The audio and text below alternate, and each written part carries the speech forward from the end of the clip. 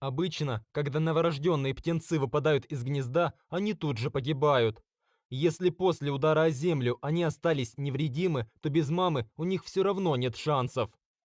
Этому малышу невероятно повезло. Он оказался в поле зрения внимательного и добродушного брата-ветеринара. Он вышел на пробежку и заметил маленькое желтенькое пятнышко на земле. Парень не мог остаться равнодушным к такому симпатичному и беззащитному существу. Он немедленно отнес его ветеринару, чем и спас малышу жизнь. Сам же врач каждый день фотографировал птичку, отслеживая ее развитие.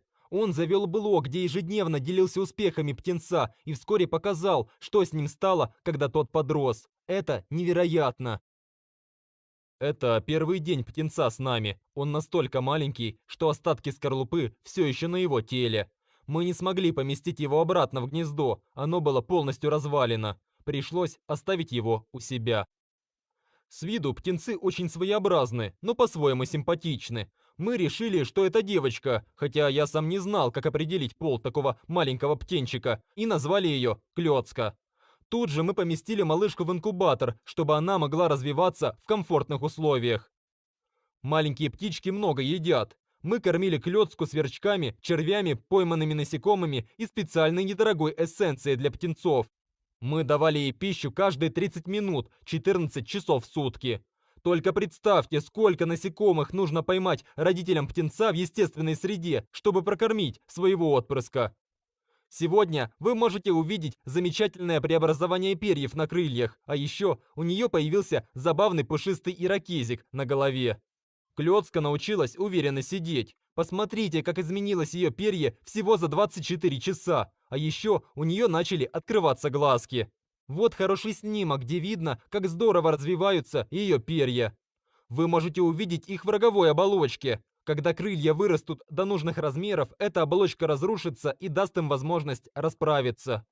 За ночь вся оболочка обсыпалась, и вот она, наша птичка. Здесь вы также можете увидеть согнутый палец на лапке, но не беспокойтесь, он ей никоим образом не мешал. Мы перестали использовать инкубатор, так как птичка уже покрылась перьями и научилась регулировать свою температуру тела. Однако менее смешной ее это не сделало. Мы подарили ей новую клетку, она была счастлива, несмотря на выражение своей мордочки. Мы подыскали для нее клетку побольше и поместили туда много разных веточек.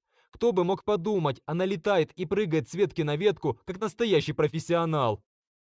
Это одна из моих любимых фотографий Клёцки. Здесь видно, как преобразовались ее перья.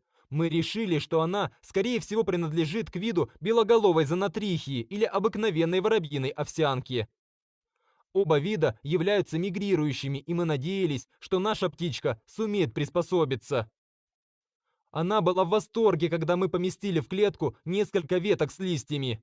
Птицы ее вида любят почки деревьев, так что она немедленно принялась искать их.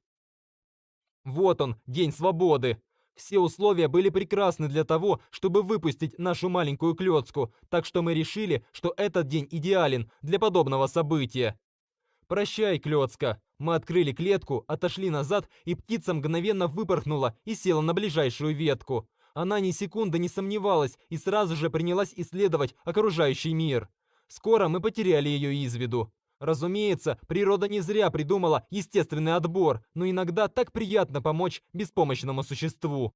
Дорогие друзья, если вам понравилось видео, поставьте лайк, а также подписывайтесь на канал, где вы найдете еще много интересного.